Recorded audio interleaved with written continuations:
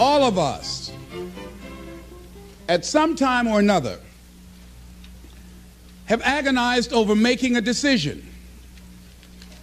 Some decisions are major decisions.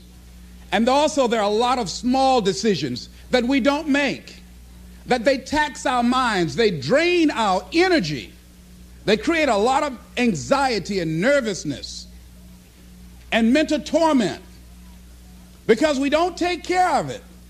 We decide not to decide, which is a decision.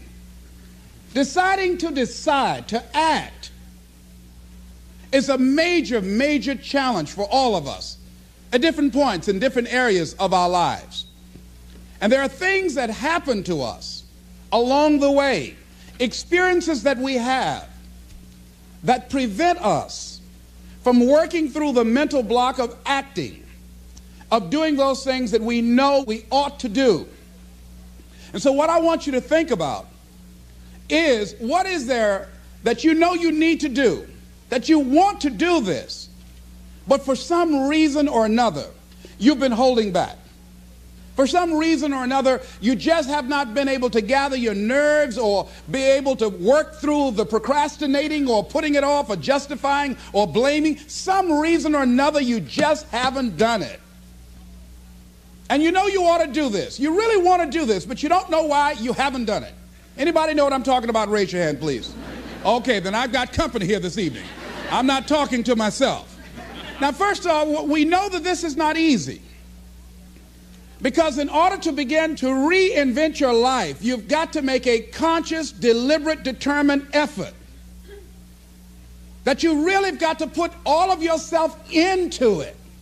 It's very challenging to act, to do those things. There are times when you're looking at it and you say, I know I need to do this, but I don't feel like it. I don't want to do it. I know I need to do it, yet leave me alone. No, I don't want to do it. So what do we do? What are those things that cause us to do like that? I think that among the things that prevent us from acting is the fear of failure.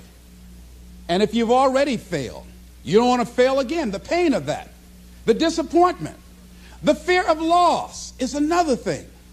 Because many times when we do those things that we know we need to do, we feel that we might lose somebody that we love very much and care about. We don't want to hurt anybody. Many of us don't act because we want other people's approval. We want everybody to like us and to accept us. And that's not possible. Many of us don't do the things that we want to do and don't act because of lack of self-confidence. We don't believe enough in ourselves. I have a friend who's been working on a job where she's miserable, talented, want to go to another place that she can do what she wants to do and make the kind of money that she would like to make, and had some offers. But because of her fear and her lack of self-confidence of things might not work out, she won't take a chance on herself. So there she is spending 8 hours a day, 5 days a week, and she's miserable. She hates to go to work. They're not paying her what she's worth. She knows it. But yet and still, she won't do that which she knows she must do, and it's wearing her out.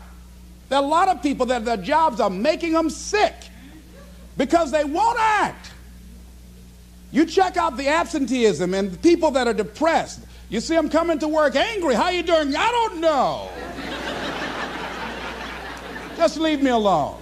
It's not even 9 o'clock yet. You're talking about good morning.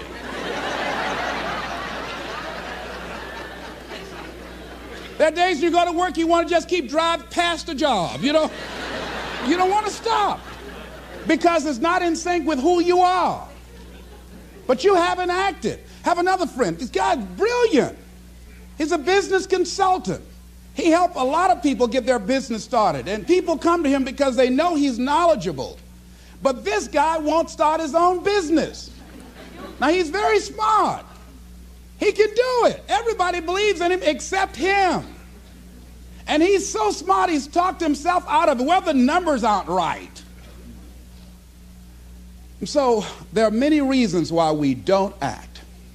There are other things, though, that affect us is that not wanting to take personal responsibility. We want somebody else to do it. And many times we pick up our inability to do certain things from people that we love, people that we admire.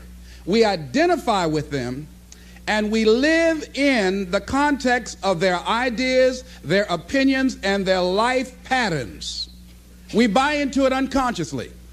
My mother is a pack rat. She keeps everything. She doesn't throw anything away. And I have unconsciously picked that up. Now, my mother never said, let me show you how to keep everything, Les, and just clutter things. I unconsciously picked that up, many times unconsciously. We try to honor the people we love by being like them. By the same token, I realized something about myself when I had some major decisions to make, and I found myself acting like my mother. See, my mother's the kind of person that when she has a problem with one of the other foster children that she adopted, she won't confront them. She will call me. Les, why don't you tell Linda to move? She's lazy. She won't go to work. She runs the street all day, and then she comes home and wants to sleep all day, and I think she's doing drugs. I said, but Mama, why don't you tell Linda that? I bought the house for you. I told you when she wanted to come home, don't let a grown person come there and take care of them. You let her in. Well, after all, she's my child. Mama, then you handle that. When I tell her to leave, she say, Mama say I can stay. Mama, can I stay? And you tell her yes, and then you call me and say, she's still here.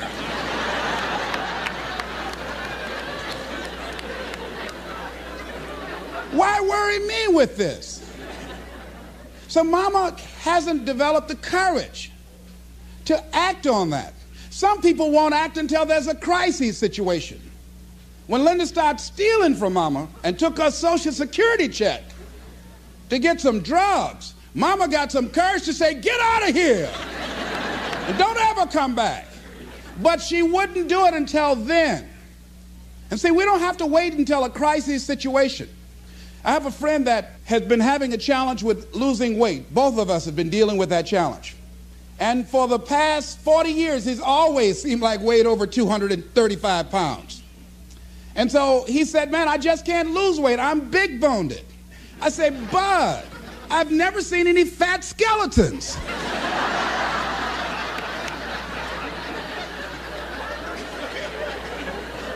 No, you need to act on your health. You can change this. You don't have to go to your grave fat. We're all digging early graves with our teeth. We don't have to do this. They need to have a support group around M&M peanuts. You want a support group on something, and throw Snickers in there too. Bud and I can tell you about the help we need with that. So what happened with Bud, though, he became ill a few weeks ago. See, Bud in the last few weeks has lost more weight than he's ever lost, even when we were competing with each other, betting a lot of money. But what happened was, Bud became diabetic. He went into an insulin shock. He didn't know that he was diabetic. His blood sugar became high. And the doctor said to him, you are diabetic. You're going to have insulin shots every day. You're going to have to change your diet. And let me tell you what's going to happen if you don't do what we tell you to do. Number one, there's a possibility that you can become an amputee. Number two, you can go blind. Three, you can become impotent. Bud, say, help me.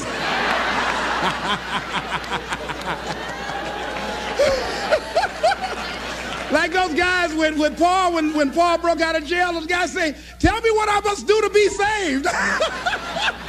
Bud wanted to be saved. I said, Bud, you want one of my peanut butter and jelly sandwiches? No. I said, Bud, I can't believe you're eating vegetables, man. You're exercising. He said, that's right, and jogging in place too.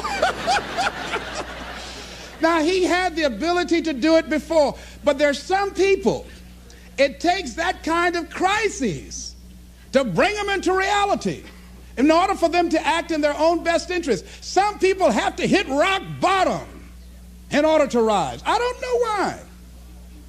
You want to begin to look out on your life and what you want for you. And I think that when we begin to focus in the area of what does it take for us to act, I think we can say events can inspire us to act, like that particular event in his life. Circumstances. A friend of mine, he wanted to do something and he just did not have the motivation and the drive and the confidence within himself. But his circumstances changed overnight through an acquisition of the company that he worked for. He lost his job through the inspiration of desperation. He had to act. See, life also are things that can inspire us to act. See, if we don't have the courage, and that's what it takes, courage. It takes guts to do that which you know you need to do. If you don't have the courage to act, life many times will move on you and make you act. Life will whoop your butt so bad. You will be so miserable, you will catch so much hell, you say, yes, I will do it. What do you want me to do? Take me. A friend of mine said, I can't stop smoking. I can't stop smoking. Doctor said, Sam Axelrod, you have emphysema. Sam never picked up another cigarette and said, look at those stupid people smoking. Sam, you did it for 35 years. How can you talk about people? Well, I was different. I'm trying to help them. They don't have to do the same thing I did. But be compassionate, Sam. Isn't it interesting how quickly we forget? So I'm saying that look at something in your life. It might be just writing a letter to somebody to say thank you. It might be just to apologize to somebody. I had a confrontation in the Penobscot building with the security guard there. He responded to me what I perceived as a negative way, and he and I engaged in an argument. I did not like the way I handled that. I avoided going through the front door for a long time because I didn't want to face him. Finally, I decided to act, and I went up to him and said, I want to apologize to you for the way in which I handled this argument we had the other day. I was wrong. I hope you accept my apology. He said, I do. And I said, thank you very much. I felt relieved. Now, when you decide to act, it's not always going to be like that. A friend of mine did some work for me. It was below par, to say the least. I knew that this guy was capable of doing better work. I knew that he also had a fragile ego. So I was trying to think of what is the most sensitive way in which I can share this information with him. Because I wanted him to do my work over. I was going to pay him for what he did. But I needed my work done right. But I was afraid that I would hurt his feelings. I was very, very meticulous in how I approached him. And I said, let me share this with you. You know I care about you. And that you're a very talented and gifted person. And you and I both know that what you have given me is not a true reflection of your talents and abilities. And I'm saying, let's go back in the studio and do this again. And he said to me, I'm going to forget you ever said that.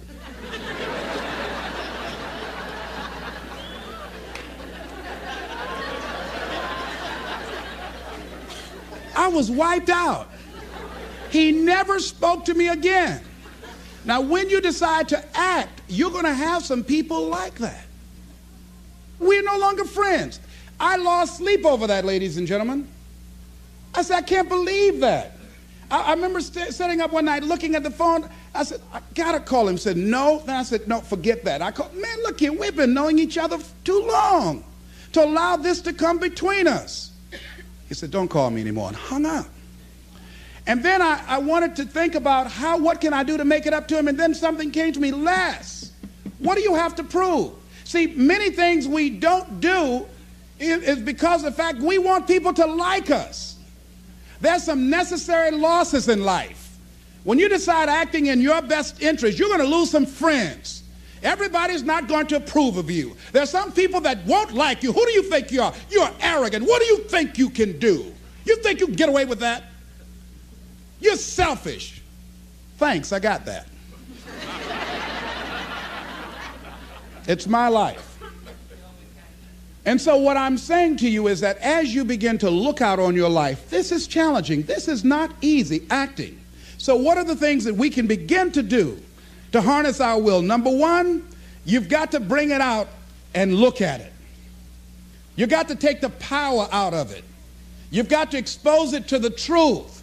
And the truth is that it has no power over you. So write down something you want to act on, but for some reason that you've been holding back, and look at it. The next thing is, ask yourself the question, is it helping you to continue to put it off? If it's an asset for you to continue to procrastinate, then continue to do that. But if it's a liability for you, if it's causing you some mental and some emotional challenges, or perhaps a financial problem, look at that. Examine that for what it is.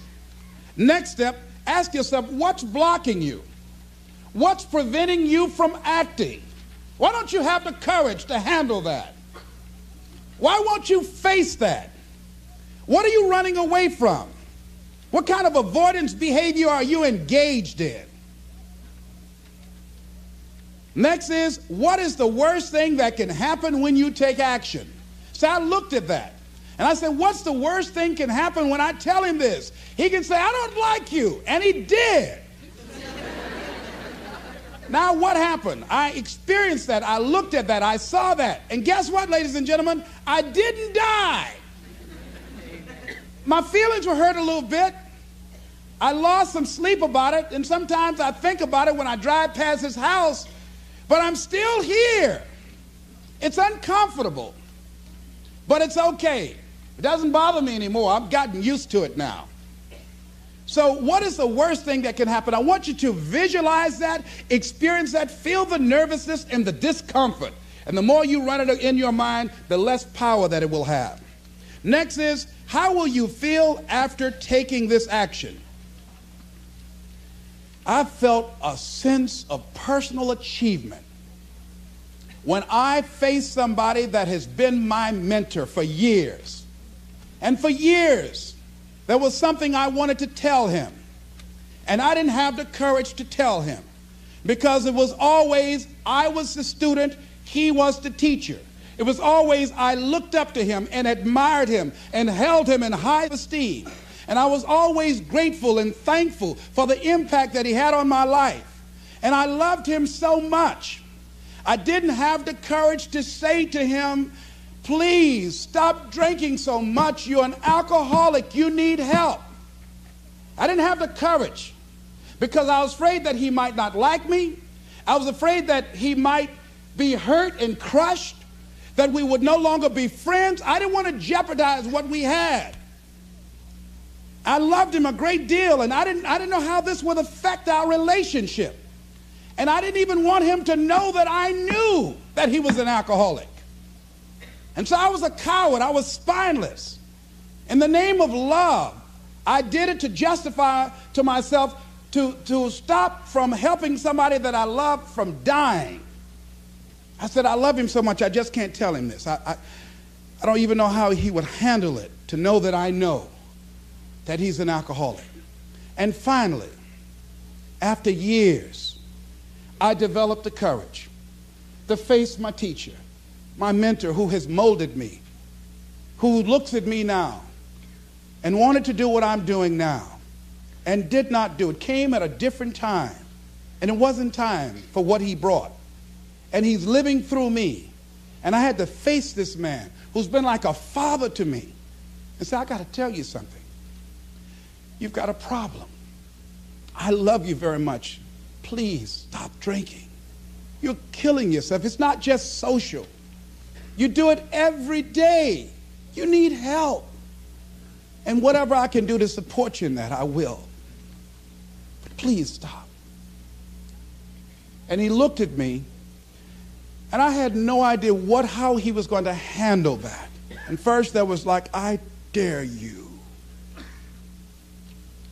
And we just looked at each other.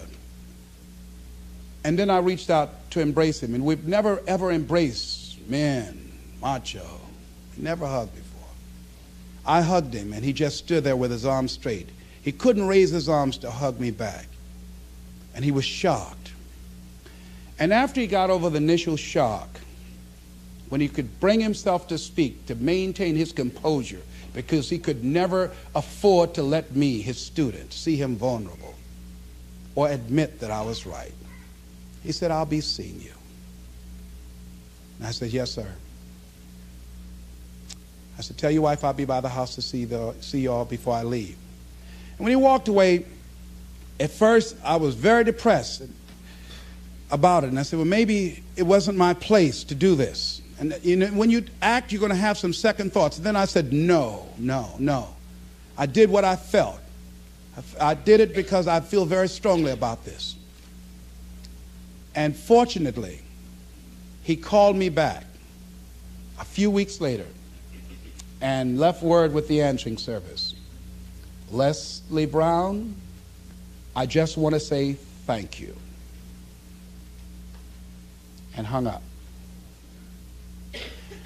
That was a good feeling. When we look out on our lives, you ask the question, what are you going to do? Look at, as you think about this that you know you need to handle, what are you going to do? And then write down 3 strong reasons on why you know you must take action. And be explicit and descriptive in your reasons, because your reasons have power. Your reasons will drive you. When you have doubt, when your faith becomes weak, your reasons will fortify your faith. When you have an inner conversation, say, no, don't do that. Your reasons will become your rod and your staff to comfort you, to take you through those challenging moments. So write down your reasons. And what you will find, that when you decide to act, when you decide to take life on, and let me warn you, it can be painful, it will be uncomfortable, and that's where the growth is. When you're uncomfortable, when you're stretching out, when you're taking life by the collar, you're going to get thrown to the ground again and again and again. But when you have determination, and you know that what you're doing is right, it gives you your life, it gives a special meaning and power to you, you will have some power from on high. You will discover some things about yourself that will begin to electrify your personality. You'll begin to discover some things about you that you don't know you've got when you put yourself in that type of challenging situation. Repeat after me, please. I can go into action on anything in my life. Nothing is stopping me but me. No challenge in my life has any power over me. Here's something that Howard Thurman wrote on the decision to act. He said, it's a wondrous thing that a decision to act releases energy in the personality. For days on end, a person may drift along without much energy, having no particular sense of direction and having no will to change. Then something happens to alter the pattern. It may be something very simple and inconsequential in itself, but it stabs awake, it alarms, it disturbs. In a flash, one gets a vivid picture of oneself, and it passes. The result is decision, sharp, definitive decision. In the wake of the decision, yes, even as a part of the decision itself, energy is released. The act of decision sweeps all before it, and the life of the individual may be changed forever. When you decide to make decisions, to act, you begin to access power within you that will increase your self-esteem, that will increase and enhance your personal power, that puts you in charge of life. And life has a whole new meaning for you. There's a sense of personal freedom. Doesn't mean you're not going to have any struggles. Doesn't mean that you're not going to have any challenges. Doesn't mean that you're not going to suffer any defeats. No, doesn't mean that. But what it does mean, that you're putting yourself in the position to grow. You're putting yourself in line with your higher calling and your higher self. And that's what life is about.